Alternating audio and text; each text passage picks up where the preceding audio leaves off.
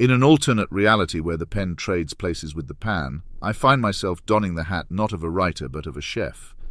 And not just any chef, but one who stands in gleeful defiance of the culinary norms revered by the gastronomic elite.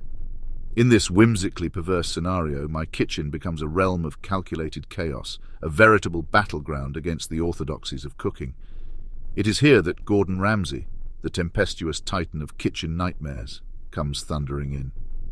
As Ramsay, a man known for his blistering critiques and unyielding standards, enters my den of culinary rebellion, the stage is set not just for a clash of pots and pans, but of ideologies. My kitchen, intentionally managed with a cavalier disregard for conventional hygiene and order, stands as a deliberate affront to the sensibilities of any seasoned chef, especially Ramsay. Amidst his survey of the scene, a melange of unconventional ingredient pairings, haphazard storage techniques, and an almost poetic disdain for the established order of kitchen management, his reactions are as fiery as the stoves that burn with neglectful abandon. In this moment, amidst his exasperated expletives and scathing rebukes, I stand, not cowed but curiously invigorated. In a bizarre twist of this culinary theatre, I find myself drawn to the fantasy of massaging Ramsay's shoulders as he lambasts the filth and chaos of my kitchen. Each rub and knead contrasts sharply with his fiery tirades, creating a surreal juxtaposition of calm amidst the storm. This is not merely a confrontation between a renegade chef and a culinary purist. It's an ideological tussle. Each mouldy cheese, each questionably sourced fish, is a statement, a challenge to the stifling constraints of culinary orthodoxy.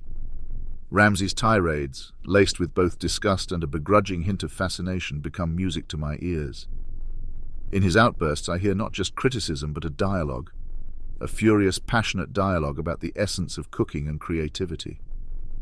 As pans clatter, and Ramsay's voice reaches a crescendo of culinary indignation, I find myself not in the throes of defeat but riding a wave of exhilarating chaos.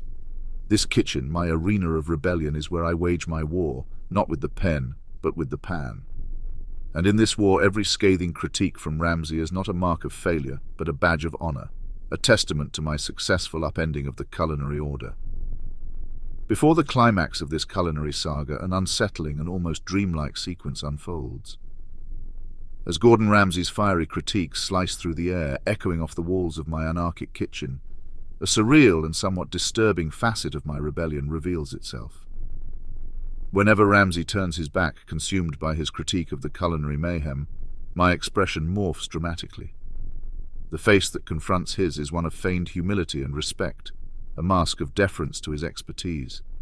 Yet the moment his gaze is averted, my features twist into grotesque, exaggerated caricatures of malice and mockery, akin to a mischievous imp in a twisted fairy tale. These sinister grimaces, unseen by Ramsay, are reflections of my inner tumult and anarchic glee.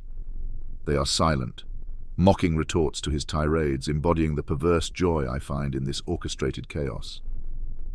In these brief, fleeting moments, my kitchen transforms into a stage for a macabre pantomime, where I am both the puppet and the puppeteer, reveling in the unseen defiance against culinary convention. This eerie, almost hallucinatory display is as much a part of the rebellion as the unconventional dishes and haphazard cooking methods. It is a private performance, a secret dance of defiance that plays out in the shadows of Ramsay's commanding presence, adding an uncanny layer to this already bizarre theatre of culinary defiance. The atmosphere in the kitchen grows increasingly intense. As my fingers work deeper, easing the strain in his muscles, Ramsay's vehement protests against the disorderly state of my kitchen begin to intermingle with involuntary groans of relief.